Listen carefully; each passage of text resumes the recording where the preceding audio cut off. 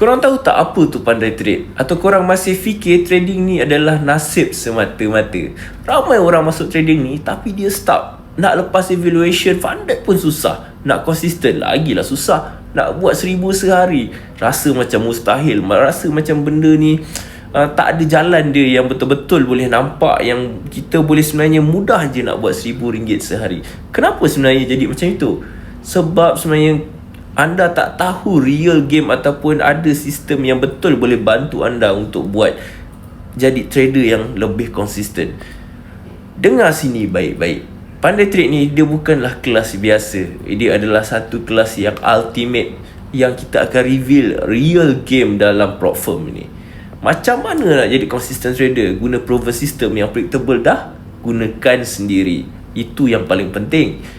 Bukan teori kosong, bukan indikator random yang kita ambil dekat mana-mana lepas tu kita orang bagi dekat anda. Okay? Ini adalah battlefield framework yang paling penting, dan pandai trade ni adalah kelas shortcut selama 2 hari sahaja. 2 hari kita compress macam-macam, dari pengalaman, dari sistem, dari structure yang orang lain ambil bertahun-tahun nak master dia. Tapi kita dah sediakan satu shortcut yang sangat mudah untuk anda untuk master dalam masa 2 hari sahaja.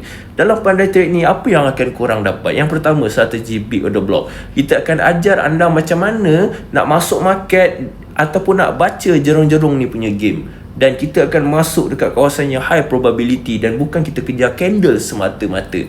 Jadi yang kedua pula, protokol cipher. Dia adalah satu strategi yang boleh dikatakan agak precision lah untuk kita masuk dengan lebih tepat dan confirmation yang lebih solid untuk structure.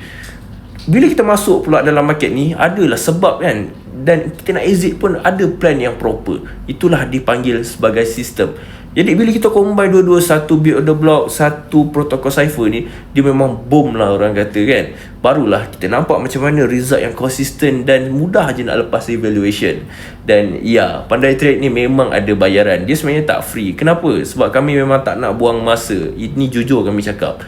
Kami nak guide orang yang betul-betul serius saja. Kalau free, orang tak fokus, dia main-main saja. Kalau ada komitmen, barulah ada result. Betul tak? Dalam pandai trade ni juga, kita akan bagi anda support yang lifetime, yang unlimited support. Anda berpeluang juga untuk attend dekat trading clinic punya sesi face to face. Percuma je, tak ada perlu nak bayar apa-apa. Jadi kita akan bimbing anda sampai faham selagi mana anda nak belajar, dan macam mana nak jadi consistent trader. Itu bukanlah masa yang terlalu singkat dan support yang pendek macam orang lain buat kan, 2-3 bulan habis, dah susah. Kita tak buat macam itu. Kita sediakan bimbingan yang lifetime. Selagi mana predictable ada, selagi tu kita akan provide kepada anda.